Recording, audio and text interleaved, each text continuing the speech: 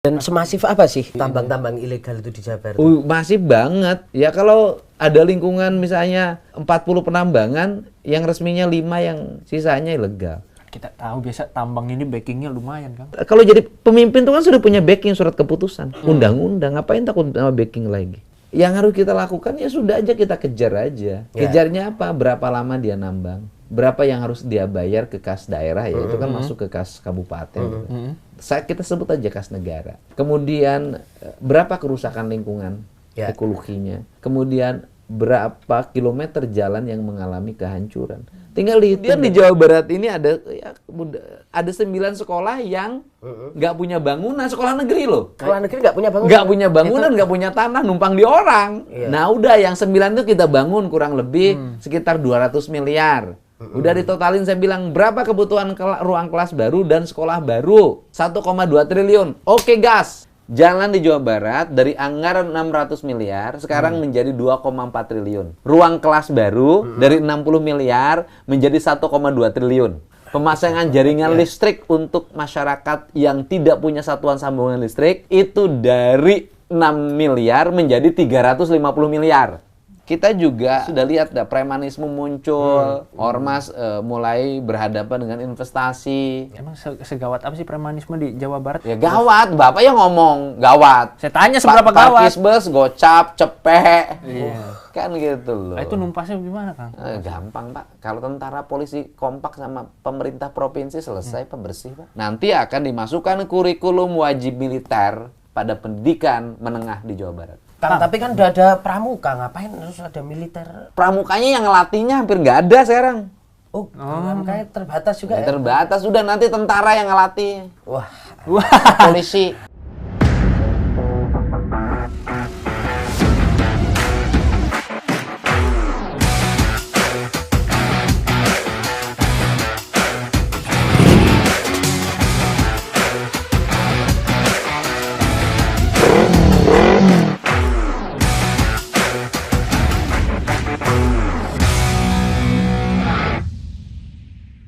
Halo sahabat Kompas.com, bertemu lagi bersama saya Tatang Gurito. Saya Vittorio. Di acara Kelas White Kompas.com, gaspol, ngobrol gas pasti. Ngobrol. Ya, jadi hari ini apa nggak pasti ngompol? enggak Kang, ini kalau pasti ngompol jadi takut ntar kan gemeteran. Nampol tuh dalam bahasa Sunda agak konotasi jorok loh. Apa tuh, Kang? Iya. Nanti kita sensor kan? Iya. Enggak apa-apa. Enggak kan ngomong orang Sunda saya ngomong. Nampol itu kan. Sok ditampol heula tuh. Ya, sahabat Kompas.com, seperti sudah melihat kita sekarang sudah bersama Gubernur Rilek kan? Jawa Barat. Rilek kan? Makanya aku boleh motong karena rilek. Banget, Kang. Ini, Kang. Kang dari kuliah di sana tahu, Kang? Malam. Aduh, ini rileks banget ini. Rileks banget Enak ini ini kayaknya nih. Padahal udah capek seharian. Baris berbaris tadi gimana? Kang, Emang baris capek? Enggak lah. Kok bisa nggak capek, Kang? Udah terbiasa dengan aktivitas fisik. Baris itu nggak capek.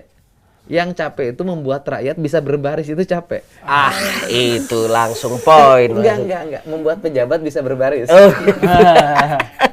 Ayo, Kang Dedi udah lancar baris berbaris. Wah, dari dulu tukang baris.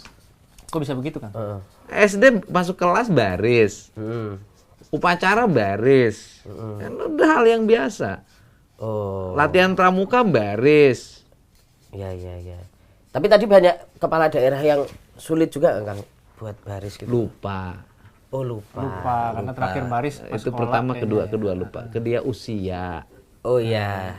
Ya kan? Ada yang incok. Usia gimana? Ya. Kang, kita mau sedikit bahas dulu nih, Kang, sebelum bahas soal Jawa Barat. Sebenarnya ini aku pribadi ini, Kang, penasaran. Kang Dedi kan dulu lama di Golkar, terus geser. Ini wawancara saya apa mau nagih utang? Kenapa, Kang? Tampilannya kayak nagih utang. Oh iya. Sekarang habis kamera off, Kang. Iya, baru.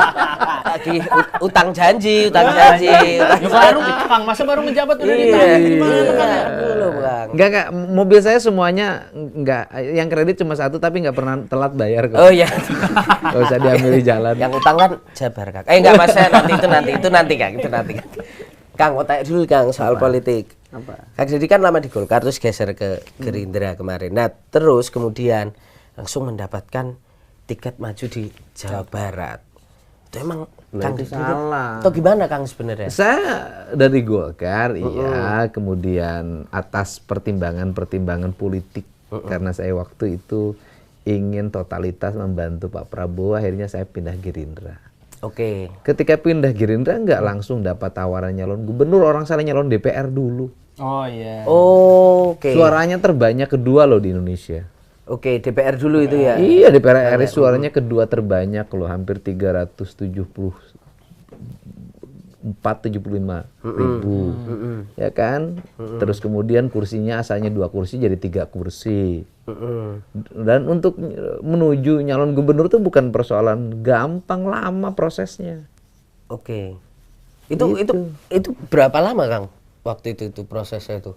Ya prosesnya kan artinya saya tidak dijanjikan maju gubernur oleh Pak Prabowo, enggak.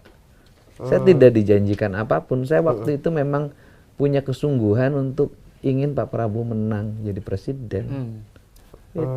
Lah itu tapi artinya pada akhirnya tawaran untuk maju di Pilkada Jabar itu kapan Kang? Ini kan waktu itu kita menyaksikan ada alot nih antara Jakarta dan Jabar saling lempar. Oh enggak, bukan antara Jakarta dan Jabar saling lempar ya. Kalau proses bahwa waktu itu Pak RK ke Jakarta, itu sudah jauh sebelum saya mau didorong untuk maju gubernur, sudah memang Pak RK pengen ke Jakarta. Oh, oke.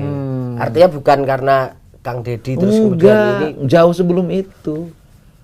Oke. Saya ingat betul bahwa ketika penetapan ketua TKD Jabar, itu Pak RK sudah meminta untuk nyalon ke DKI sama Partai Gerindra.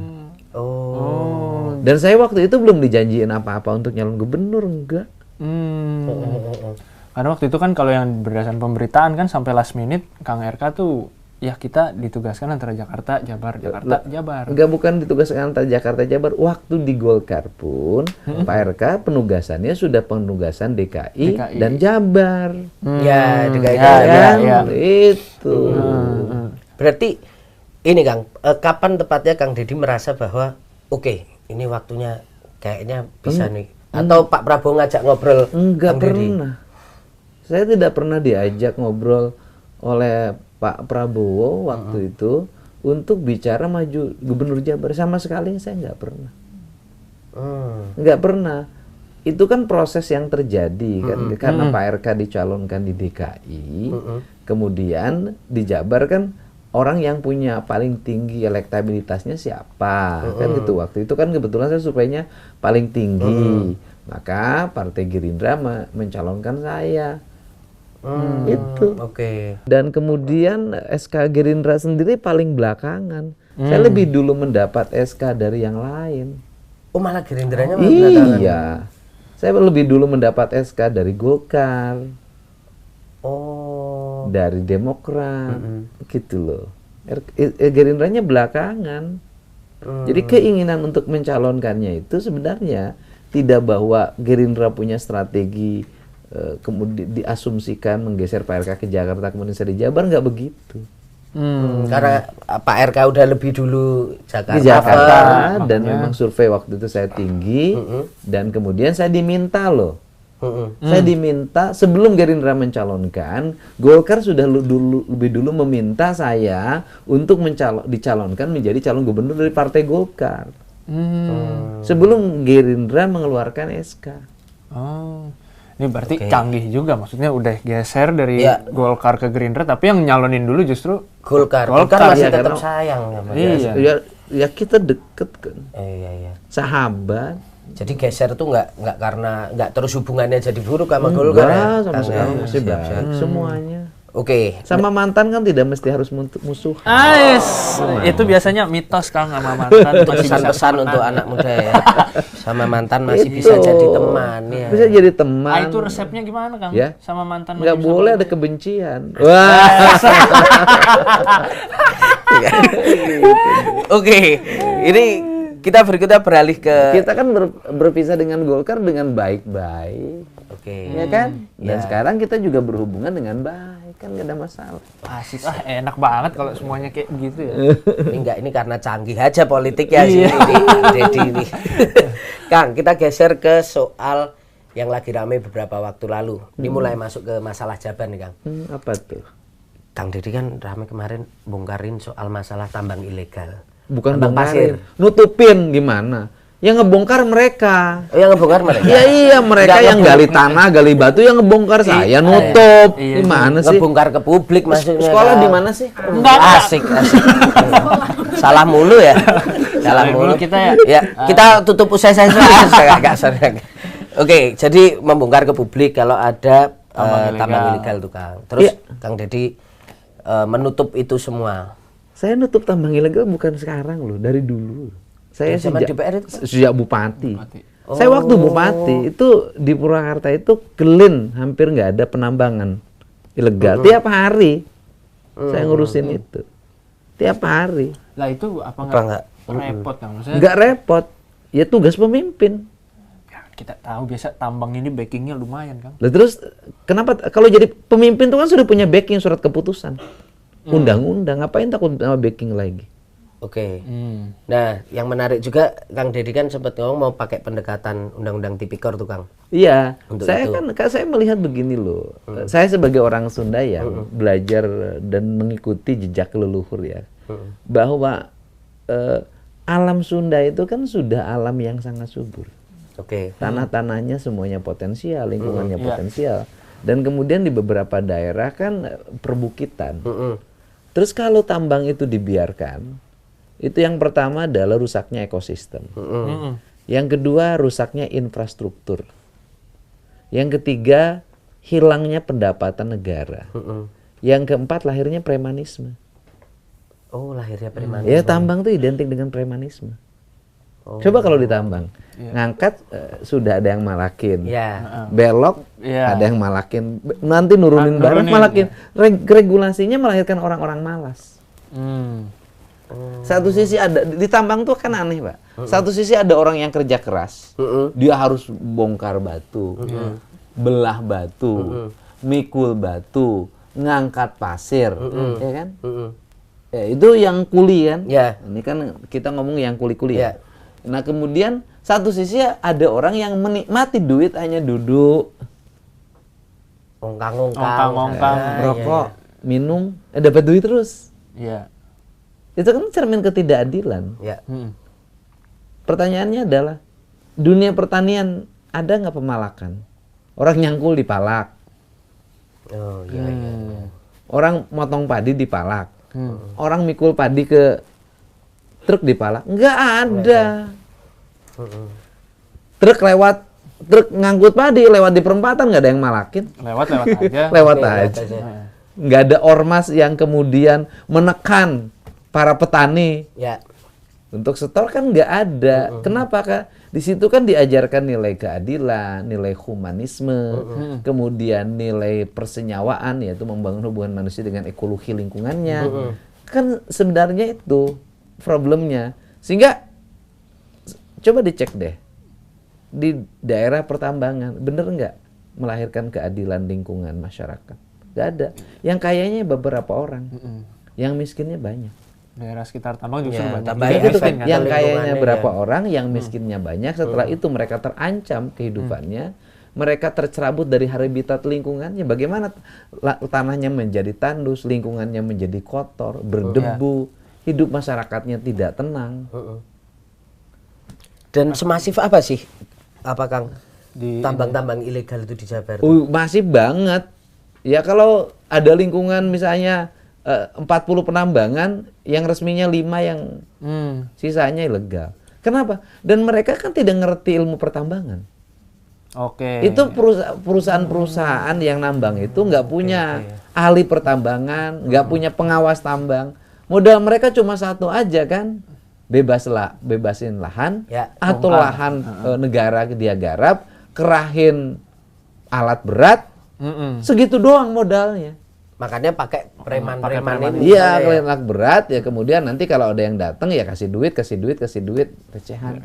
Lah Kang, dalam upaya penertiban tambang-tambang ilegal yang syarat premanisme itu, tantangannya kayak gimana Kang? Kenapa harus baru di mungkin zaman Kang Deddy yang baru bisa tegas untuk menutup itu semua, dan itu semua udah berlangsung bertahun-tahun tuh. Tantangannya harus punya nyali, karena pasti bilangnya ini di backup sama ini di backup sama bintang, ini backup sama ini gitu loh. Loh saya kan bintangnya kalau sakit kepala bintang 7. Iya. Itu Bintangnya banyak Jawa Zaman dulu. sekarang untuk masih ngerti tua. Aduh, tua. Iya. Kan itu loh. Ini yang paling menarik lagi, bayangin loh, saya protes banget kalau jujur aja. Mudah-mudahan ini didengar banget. Ini orang yang pegang perkebunan, PTPN, itu nggak punya perencanaan bisnis yang baik. Yang penting duit. Apa contohnya? Kan namanya juga PTPN, PT Perkebunan Nusantara. Ya. Tapi kok ditambang? Ya sudah, harusnya jangan PT Perkebunan, PT Pertambangan. Iya. Tapi namanya tetap PTP. Iya kan? Iya. Logikanya. Nah, dari situ kita tiap Agustusan kita benci sama Belanda. Kolonial, Iya. penjajah. Ya kan? Pertanyaannya adalah, kok Belanda bisa ya membuat perkebunan teh, kemudian landscape-nya baik, melahirkan perebanan hijau yang indah, jalannya tertata, ya masyarakat kuli kebunnya sejahtera. Kemudian kok dari hasil perkebunannya itu bangun jalan, bangun irigasi, bangun gedung-gedung yang bagus-bagus di pusat kota kabupaten, pusat kota provinsi. Terus kemudian bangun pembangkit tenaga listrik. Terus kemudian sampai bisa bikin teropong, kan Belanda juga tuh. Teropong bintang. Ya. Yang kan? Iya. Dari hasil perkebunan. Bukan tambang loh itu waktu. Iya, kok bisa ya Belanda membangun, bisa bikin gedung sate, bisa bikin gedung pakuan. Kesimpulan Kang Deddy apa berarti? Loh, Apa yang mereka punya kita nggak pertanyaannya ada? kita yang ngaku pribumi ini, yang mengusir penjajah ini, yang sekarang menjadi penerus dari kepahlawanan leluhur kita, kakek nenek kita, ayah kita, kok ngelola perkebunan kok habis dengan tanah-tanahnya gitu. Perkebunannya bangkrut, tanahnya dialihfungsikan. Udah nggak bisa diolah lagi. Ironisnya di situ ya. Ironis. Loh, lantas kita bertanya, yang penjajah ini sopus. Ya. Asik. Keras juga ini bener nih. Baru 6 menit sudah gaspol. Buar. Bener kan? Nggak, artinya kan esensi dari membangun itu, itu kan menjaga alam kita. Kan kita menjaga tanah air kita. Kita usir penjajah untuk mempertahankan sejengkal tanah air kita tidak boleh dikuasai oleh orang, itu milik kita. Terus setelah jadi milik kita, kok kita merusak lebih daripada Belanda? Kita seenaknya sendiri. Belanda merawat dengan baik, kok kita merusak ya? Oke. Artinya Kang Deddy merasa bahwa itu nanti akan jadi program pertama yang akan langsung digas adalah soal lingkungan itu. Ya, bukan program pertama, programnya udah jalan. Kan udah. Oke. Kan udah, walaupun sebelum saya jadi gubernur udah selesai. Ya, tetapi kan prosesnya kan saya sudah meminta pendekatannya. Nih, kalau pendekatannya tambangannya ditutup, besok buka lagi deh semuanya taruhan sama saya. Kalau tinggal itu. Iya kan. Besok buka lagi kok. Buka lagi. Nah, ya kalau besok buka lagi ngapain juga kita tutup-tutup. Nah, yang harus kita lakukan ya sudah aja kita kejar aja. Kejarnya apa? Berapa lama dia nambang? Berapa yang harus dia bayar ke kas daerah, ya itu kan masuk ke kas kabupaten. Kita sebut aja kas negara. Kemudian berapa kerusakan lingkungan, ekologinya. Kemudian berapa kilometer jalan yang mengalami kehancuran. Tinggal dihitung, dan itu kan kalau mengatakan, dulu ada yang mengatakan kan orang Mahkamah Agung, perhitungan kerugian negara itu harus pasti, uangnya harus terlihat. Kan gitu loh.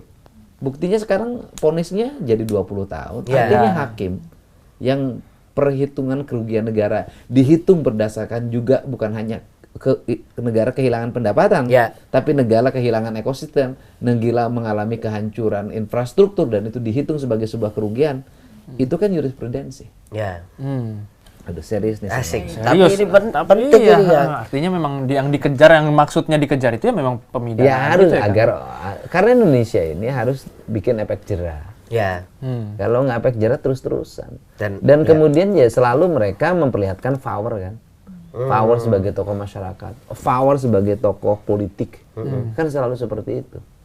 Kenapa sih power tidak digunakan untuk kebaikan? Jadi ini untuk penambang-penambang ilegal Siap dikejar Anda. nih, pakai Iya. UTP-Kor ini soalnya. Kang, satu lagi yang juga sempat ramai adalah soal Kang Deddy menyinggung soal pembangunan Masjid Al-Jabar yang menggunakan Saya nggak menyinggung loh, salah itu. Salah. Wah, Siap, salah lagi. Ini Salah. gimana ini? Aku nggak Gimana ini? nyinggung loh. Aku Gimana, Kang? nanya, kan saya gubernur nih, Ya. gubernur. Sebagai gubernur itu pemerintah provinsinya kan punya kewajiban bayar utang 500 miliar, ya kan, ke pemerintah pusat. saat Kan gitu loh. Itu 500 miliar satu tahun ya kan? Per tahun, Iya. ya kan, sampai 2029. Totalnya, ya, Sampai totalnya 2009. 3,4 3,4 triliun. Loh, saya kan nanya, utang ini bekas apa sih? Ini hutang pen, Pak. Saya kan pengetahuannya terbatas. Pen itu apa? Gitu kan, gitu loh. Kan dijelasin tuh. Kan gitu. Pen itu program pemulihan ekonomi Pemulihan ekonomi Oh nasional. iya, pemulihan ekonomi nasional itu lebih pinter dibanding saya. Pemulihan ekonomi nasional, ya kan? Terus kemudian, oh iya, berapa pemulihan ekonomi nasional itu? 3,4 triliun pinjamannya. Kan saya nanya dong, uangnya dipakai apa? Disebutin lah kan, dipakai bangun pasar, dipakai bangun kreatif center, Ya. dipakai bangun infrastruktur jalan, dipakai bangun rumah rakyat miskin, kan gitu loh. Kemudian dipakai bangun alun-alun, kota, pakai bangun pasar, kan Ya. itu loh skemanya. Terus dipakai juga bangun Masjid Al-Jabar. Itu kan kata pejabat Pemprov, bukan kata saya. Oke. Tapi kan tayang di media loh. media juga. Bukan loh, saya punya media. Ya. Kalau setiap hari pakai medianya Bapak kan saya nggak bisa kontrak waktu itu. Oh iya. Di sini bisa kan? Di sini sebuah kode. Ya saya kan punya media saya untuk menjelaskan kepada publik Ya. apa yang akan saya lakukan. Ya saya tayangin utuh. Ya dijelasin bahwa itu utangnya juga untuk kegiatan Masjid Al-Jabar. Kan selesai. Kan saya bilang, saya nggak ada masalah kita bayar gitu loh. Oke. Cuman kan waktu itu dari sisi kalkulasi saya sebagai orang yang pernah juga jadi bupati. Nah kan waktu itu saya tanya lagi, anggaran hibah Pemprov waktu itu berapa sih? Iya. Karena ada hibah pendidikan yang itu menjadi kewajiban pemerintah, ya katanya 11 triliun. Dari 11 triliun itu hibah yang murni yang bukan kewajiban berapa? Ya. Kan gitu loh. Kan sekitar 2,5 triliun atau berapa atau 3 triliun. Maka pertanyaan berikutnya, kenapa uang sendiri dihibahin kok bangun pinjam duit? Ya. Kan- Kan sebenarnya cukup ya. Sebenarnya cukup, Kan, pakai duit sendiri aja gitu pakai maksudnya duit kan. sendiri aja, ngapain sih pinjam? Heeh. Gitu loh. Oke. Jawabannya apa Kang waktu itu? Ya nggak tahu kan itu setap, mana bisa jawab. Iya sih. Oh iya juga Pak ya. Ya juga kan sekarang. Baru nggak sekarang. Namanya setap kan. Iya. Ya apapun dia melaksanakan tugas. Kan saya kan ngomong gitu aja. Berarti kan Kang Deddy menyampaikan seutuhnya aja tuh yang disampaikan Setap, tapi bahwa kemudian pada akhirnya publik itu menafsirkannya berbeda karena itu Misalnya. program gubernur terdahulu. Oh, enggak Itu kayak nyentil itu gitu nggak sih? publiknya loh yang menurut saya terlalu sensitif. Hmm. Ya publiknya susah. Kalau publik kan nggak bisa dikontrol ngomongnya kemana-mana. Oke. Karena kan masjid ini kan dulu zaman Pak Aher nggak selesai, Pak RK jadi kayak Iya. bangunnya Pak RK sekarang kayak seolah Nah terus ini kemudian nyentil kan nggak sih? nyentil. nggak nyentil. Nggak, ya. Terus muncul lagi kan apa sih munculnya? Munculnya kan pemerintah provinsi masih punya kewajiban juga dalam setiap tahun, Iya bayar. yaitu untuk bukan biaya pemeliharaan yang mencapai 45 miliar per tahun untuk biaya pemeliharaan masjid. Ya kan jadi orang kan jadi menafsirkan yang macam-macam. Lah kalau saya mah kan nanya, bertanya berikut lagi, kenapa sih sampai segitu? Kan dalam pandangan saya kan 45 miliar gede. Iya. Gitu loh, Iya, karena iya. bayar listrik segala macam. Oh iya, kan saya kan gitu aja. Oke. Artinya tapi menurut Kang Deddy dengan biaya yang dikeluarkan itu worth it gak sih Kang untuk masalah Masjid Al-Jabar? Saya nggak boleh menilai masa lalu, Pak. Saya harus menilai masa depan. Oke. Tapi kan nanti pembenahannya di Kang Masa depan. Deddy itu di masa Ya depan. udah, saya punya optimisme kok. Walaupun bayar utang kan uangnya masih bisa surplus hampir 6 triliun. Oh. Oke. Ya kan? Sekarang udah Iya. bayar utang. Kita kan bayar tuh 500 miliar bayar utang. Ya. Biaya pemeliharaan masjid 45 miliar. BIJB Kertajati ya sekitar 50. Jadi kewajiban kita ini yang dalam setiap tahun tuh 600 miliar. Oh, masih. Masih nutup lah. Bukan kewajiban kita untuk bayar utang, biaya operasional, BIJB, biaya operasional masjid itu kurang lebih 600 miliar. Itu harus keluar itu. Lah itu di era efisiensi anggaran nanti itu memberatkan apa enggak Kang? Gitu. Karena Kang Deddy juga pengen motong berapa 5 Ya, T. Kang Deddy aja nggak Salah, pakai mobil dinas. nggak ada motong. Lagi saya. Ya siap, gimana Kang? Mengurangi itu. Nggak ada motong. Saya itu bukan motong. Melainkan. Saya itu mengalihkan belanja yang tidak penting. Contoh, misalnya di diri saya sendiri. Ya. Belanja baju dinas gubernurnya sekitar 150 miliar, 150 juta. Ya udah hapus, nggak usah, saya punya baju sendiri. Belanja perjalanan dinas luar negerinya 1,5 miliar. Nggak usah ke luar negeri segala. Orang saya bahasa Inggris aja nggak bisa, ngapain ke luar negeri. Kan gitu.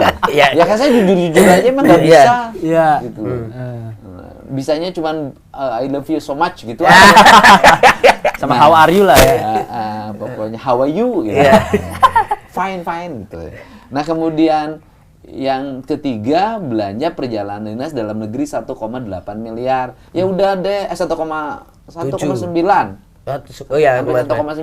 Udah deh sisain aja sekitar 700 buat saya, buat perjalanan buat dinas perjalanan. saya. Udah, itu kan dikumpulin hampir 2,2 miliar tuh. Heeh. Ya udah, ini untuk bangun rumah rakyat miskin. Saya bilang kan hanya geser-geser aja, nggak ada dikurangin. Oh, oke. Nggak ada pengurangan kok. Belanjanya malah saya taikin sekarang. Saya udah tantang. Berapa sih anggaran provinsi kita? Pak, 31 triliun. Karena 6 triliun udah dibagi kabupaten kota, Pak, dalam bagi hasil pajak kendaraan bermotor. Udah, pendapatannya bisa nggak sih ditaikin 2 triliun? Bisa, Pak, katanya. Ya udah, kalau bisa aku 2 triliun taikin jadi 33 triliun. Tapi jawabnya bisa aja gitu loh. Harus Tapi- bisa. Saya kan begini, birokrat ini kan selalu pakai garis aman. Udah tahu targetnya akan tercapai misalnya 19 triliun. Dia umumnya 19 triliun. Ya dia tinggal tidur tetap dapat 19 triliun. Oh, nggak terpacu buat lebihin. Nah, saya tetapin dong 21 triliun pendapatan asli daerahnya. Biar nggak sambil tiduran kerjanya, sambil lari. Ya. Asik. Kan harus dikasih target. Bener. Sama dengan Kompas. Wah, itu Dikasih target. Hari ini harus wawancara saya. Ya, kurang Itu tidur. loh, maksa lagi. Iya, Gitu. makanya kurang tidur kan. Itu. Gitu Iya. loh. Dan disitulah Jawa Barat saat ini itu punya nilai uang yang hampir 6 triliun yang akan saya belanjakan.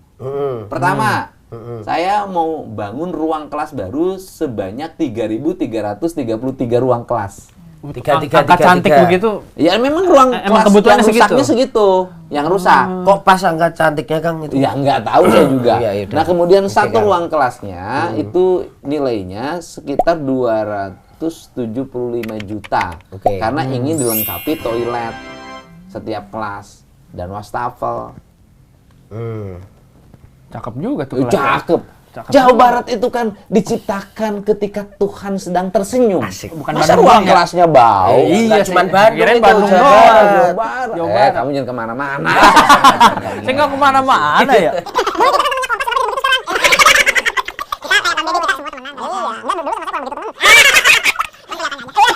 Nah, Oke, itu itu kan kan. terus kemudian di Jawa Barat ini ada ada 9 sekolah yang nggak punya bangunan, sekolah negeri loh.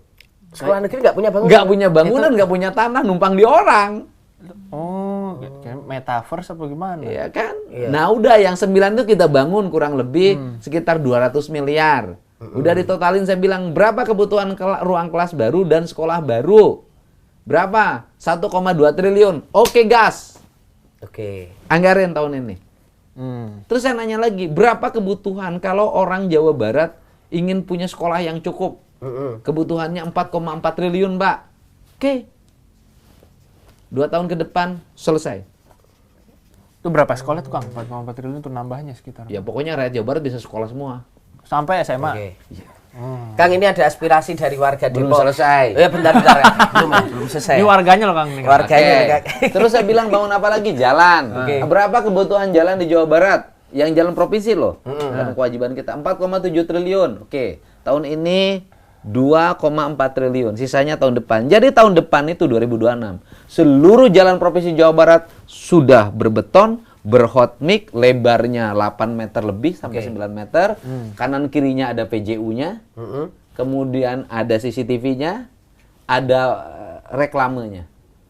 Jadi ini saya sebutin ya, saya ada yang ingat nih. Jalan di Jawa Barat dari anggaran 600 miliar sekarang menjadi 2,4 triliun. Oke. Ruang kelas baru dari 60 miliar menjadi 1,2 triliun. Buset. Pemasangan jaringan listrik untuk masyarakat yang tidak punya satuan sambungan listrik itu dari 6 miliar menjadi 350 miliar. Oke. Rumah rakyat miskin dari 20 miliar itu menjadi 90 miliar. Irigasi dari kisaran 60 miliar menjadi 600 miliar. Ya, mudah-mudahan nanti lagi dikaji. Dan kemudian PJU yang kisaran dulu anggarannya sekitar 7 miliar, sekarang menjadi kurang lebih 600 miliar. Buset. Jadi terang nih Jawa Barat. Silo banget astronot. Iya. Astronot ini, susah. nah itu angka 6 triliun itu akan dibelanjakan untuk kebutuhan publik itu. Dan itu bisa kita ingin mengejar target pertumbuhan ekonominya 8% itu. Kan sekarang 5,8 nih. Ya. Dari mana mendongkraknya? Kalau bangun rumah rakyat miskin standarnya dirubah dari 22,5 juta menjadi 50 juta. Orang di desa kerja. Ya. Ya. Bangun irigasi orang pada kerja. Bangun jalan orang pada kerja. Lapangan kerja RKB semua tuh. orang pada kerja. Infrastruktur publik dibangun, ada gerakan ekonomi di mana orang pada kerja. Jadi ekonomi Jawa Barat tidak dikuasai oleh beberapa orang. Beberapa orang itu misalnya kalau anggarannya hanya untuk IT terus yang nguasainya beberapa orang dan tidak menjadi regulasi publik. Ya. Maka saya bikin menjadi infrastruktur. Gitu loh. Multilayer effect-nya yang dikejar. Multiplayernya. Warga jadi kerja semua. Jadi di bawah kan juga rodanya gerak. Ya. Itu yang ya kalau saya kan orang desa ya. Jadi menurut saya ini loh kebutuhan warga Jabar. Toilet. Menurut warga Jabar masih banyak yang di pinggir Helikopter. sawah, di depan rumah, di selokan kecil. Saya nggak mau tahu tahun ini harus bersih. Jabar bersih. Ya. Ya kan harus tertata. Terus kita juga sudah lihat premanisme muncul. Ormas mulai berhadapan dengan investasi, percaloan tenaga kerja, rebutan limbah, rebutan lah. Udah saya sampai sehari ini buka buat alokasi untuk namanya gerakan Jabar Manunggal, yaitu membersihkan geng motor, membersihkan premanisme. Oke. Ya. Gitu. Menurunkan angka kriminalitas. Ya. Ini kita menjadi sebuah gerakan termasuk nanti akan dimasukkan kurikulum wajib militer pada pendidikan menengah di Jawa Barat. Wajib militernya gimana tuh Bang? Wah, ini menarik ini wajib Pembentukan militer. kebangsaan pada anak-anak SMA. Ya. Dia ngerti, ya itu tadi. Dari sisi fisiknya ngerti baris berbaris Ya, fisiknya ya. Dari sisi pikirannya ngerti sejarah, ngerti kebudayaan, ngerti ekologi, ngerti bagaimana masa depan bangsa. Bagaimana disiplin sehingga nanti Jawa Barat zero tawuran. Zero tawuran. Nanti Jawa Barat zero obat-obat terlarang. Kang, tapi kan udah ada pramuka, ngapain terus ada militer ini misalnya? Bapak hari ini pramukanya yang ngelatihnya hampir nggak ada sekarang.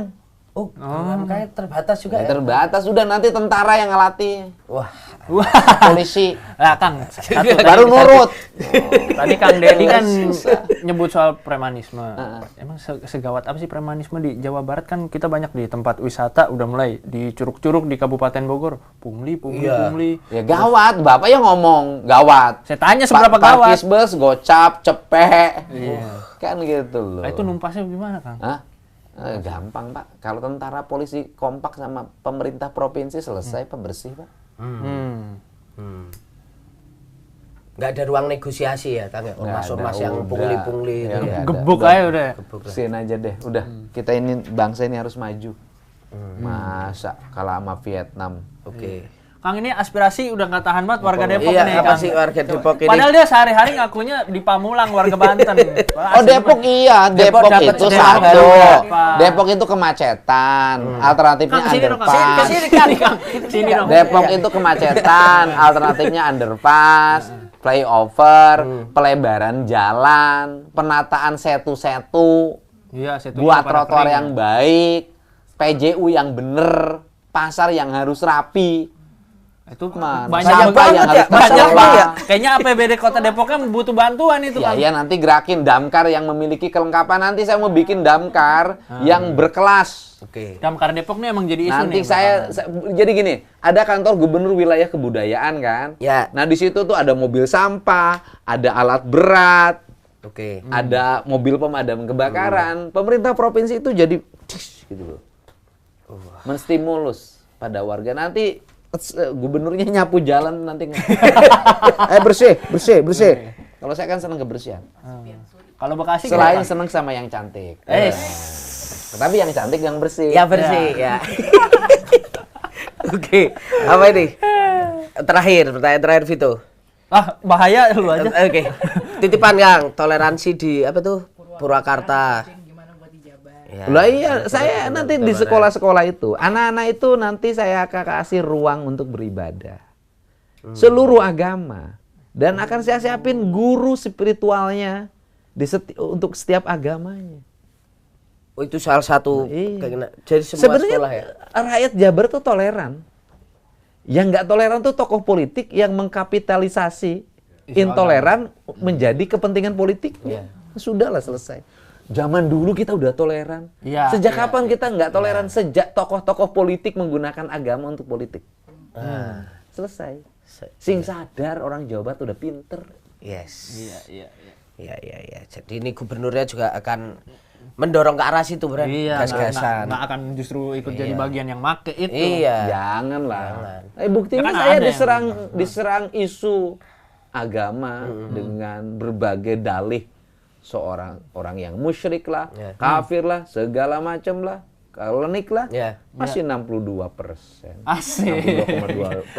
22%, ya kan?